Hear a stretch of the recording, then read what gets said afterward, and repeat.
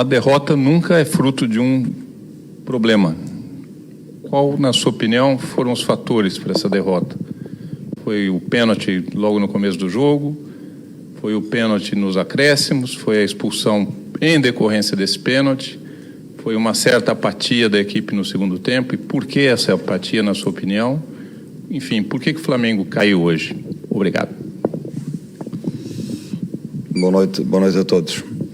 Assim, eu vou dar a minha opinião, mas a minha opinião é minha, não é? É minha.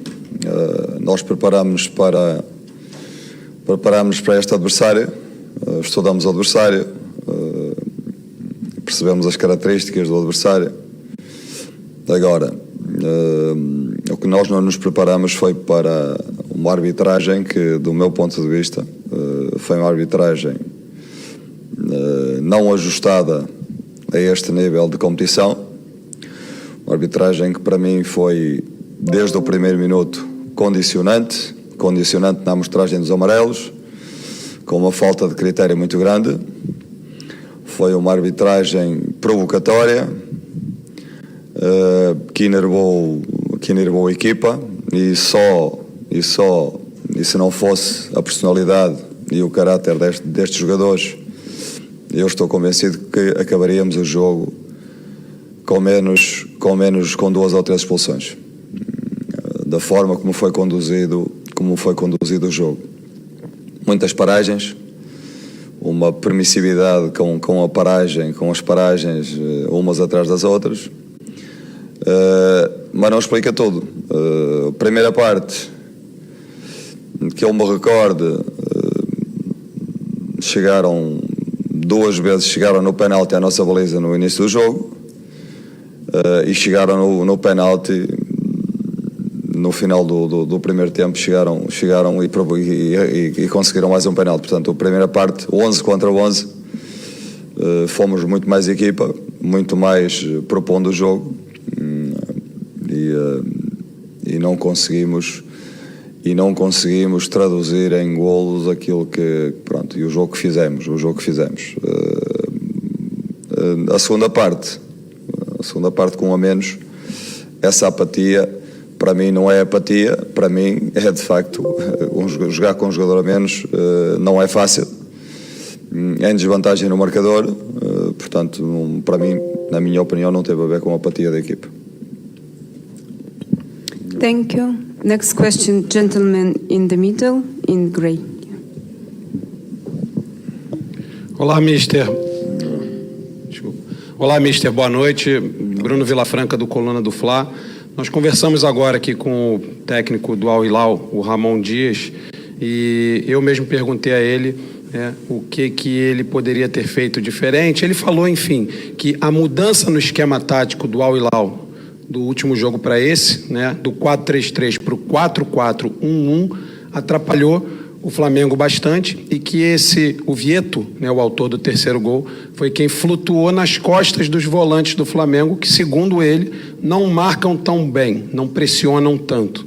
Eu queria saber do senhor se o senhor concorda com essa colocação em relação à mudança no esquema tático do Al Hilal, e se de fato isso atrapalhou a maneira de jogar do Flamengo. Obrigado. Acho que sinceramente, o Hilal na primeira parte, eu não vi. Nós propomos muito mais o jogo, nós tentamos de uma maneira, de outra. Não creio. A equipa equilibrada. É claro que o Gerson e o Tiago exercem numa equipa que tem muita propensão ofensiva. Eles são os equilibradores da equipa no meio, não há dúvida. Não me lembro do Vieto ter feito nada de especial na primeira parte, com exceção do penalti que conseguiu dentro da nossa área. Na segunda parte, de facto, com um jogador a menos, é mais difícil que os espaços se fechem, os espaços, se cheguem na hora certa, e aí sentimos mais dificuldade, mas é uma opinião dele e que eu tenho que respeitar. Thank you. Next question, gentleman in the back, in the dark blue jacket. Yeah, thank you. Boa noite a todos, Vitor, Eric Faria, TV Globo, Sport TV.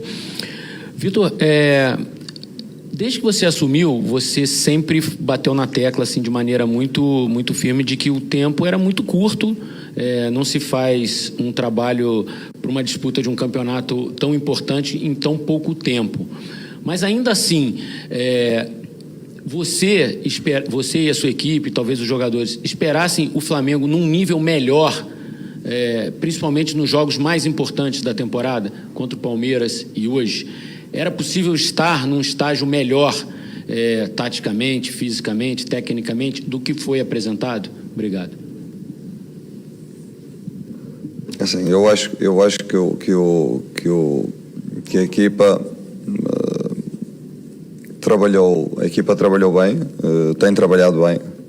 Uma equipa que começa a ser carregada com amarelos nos seus jogadores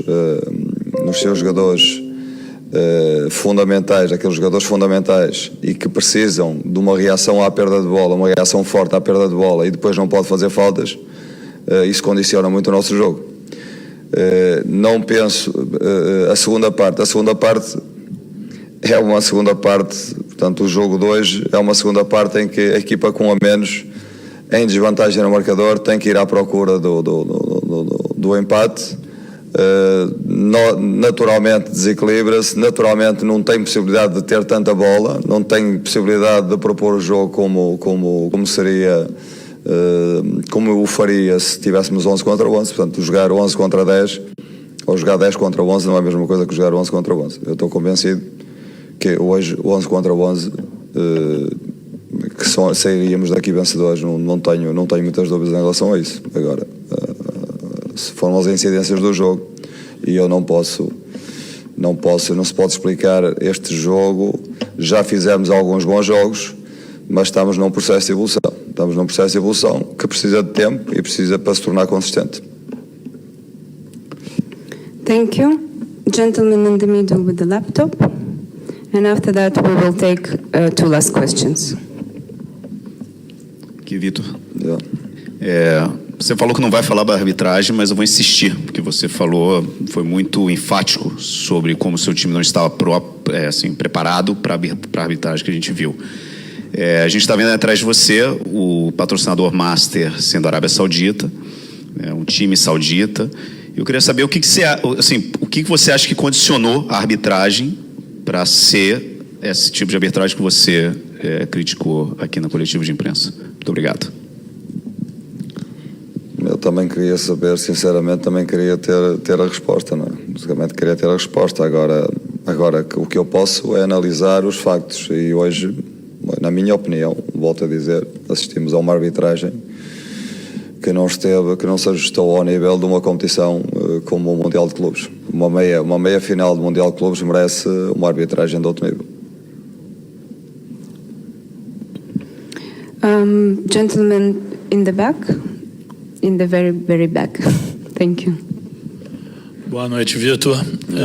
Em relação ao segundo tempo, quando você tenta soluções para tentar o empate do jogo e tudo, você já tinha tirado o Arrascaeta, imagino que por questão física, mas aí você tira o outro pensador do meio-campo, que é o Everton Ribeiro.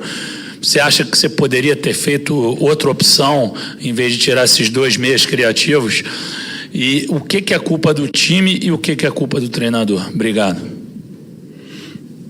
Assim, eu não tirei o Arrascaeta pela condição física do Arrascaeta. Eu nunca, porque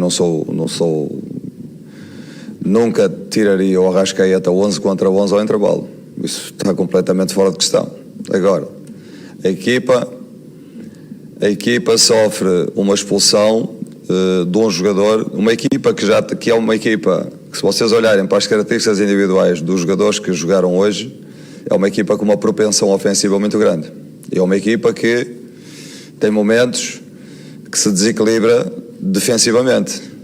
Os jogadores que equilibram esta equipa defensivamente são os jogadores, é o Gerson, é o Tiago, Porquê? Porque são jogadores que recuperam bolas, são jogadores que com uma capacidade física e com uma capacidade de pressão no perdedor da bola, que sustentam depois a criatividade que joga à frente deles, que é o caso do Arrascaeta, do Everton Ribeiro, do Pedro e do Gabigol, mais a propensão ofensiva dos dois laterais.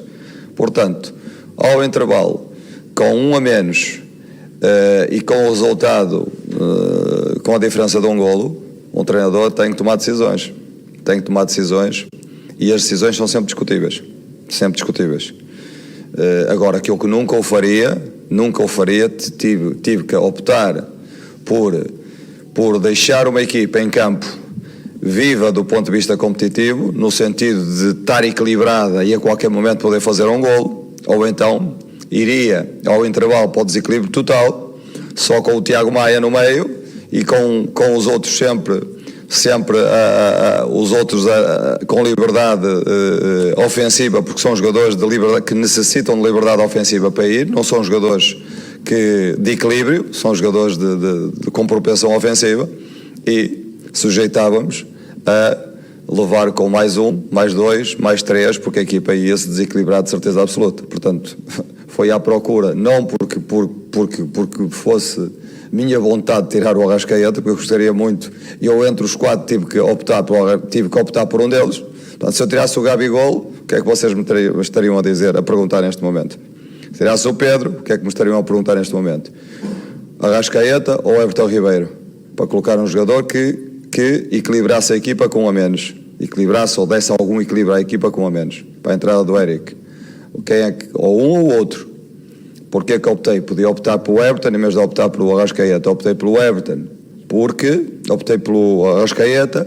o Everton, ainda assim, do ponto de vista defensivo, consegue dar, mesmo com um a menos, consegue equilibrar mais um bocadinho a equipa. Portanto, uma decisão muito difícil, uma decisão que me custou muito tomar, essencialmente por aquilo que o Arrascaeta nos pode dar, pelo nível que o Arrascaeta tem, porque a qualquer momento pode decidir um jogo, mas eu tive que tomar uma decisão e estou aqui para isso, e foi esse o meu critério. Thank you. And last question. Vitor, boa noite. Raiza Simplício, da Gol Brasil. Eu queria que você explicasse para a gente as suas opções nas laterais, né? O Ayrton Lucas de um lado e o Mateuzinho do outro. São dois jogadores com características bem ofensivas. Você não tinha colocado essa equipe em campo antes, foi a primeira vez hoje contra o Al Hilal. Eu queria que você explicasse um pouquinho sobre isso. Essencialmente porque são jogadores com capacidade, são jogadores rápidos, e nós íamos defrontar os jogadores rápidos nos corredores, jogadores rápidos, jogadores que conseguem dar profundidade no jogo e conseguem a reposição defensiva rapidamente. Optei por os dois porque achei que, de facto, este jogo exigia, e sinceramente gostei tanto de um como do outro, com exceção do penalti que aconteceu logo no início do jogo, do Mateuzinho, mas para mim, tanto um como o outro, o Ayrton fez um belíssimo jogo, deu-nos muita profundidade no corredor, defendeu bem o corredor. O Mateuzinho do outro lado também teve uma boa prestação, entrou, reposicionou, entrou mais uma vez, reposicionou, que esses foram quase os extremos da equipa, portanto, satisfeito com a prestação deles.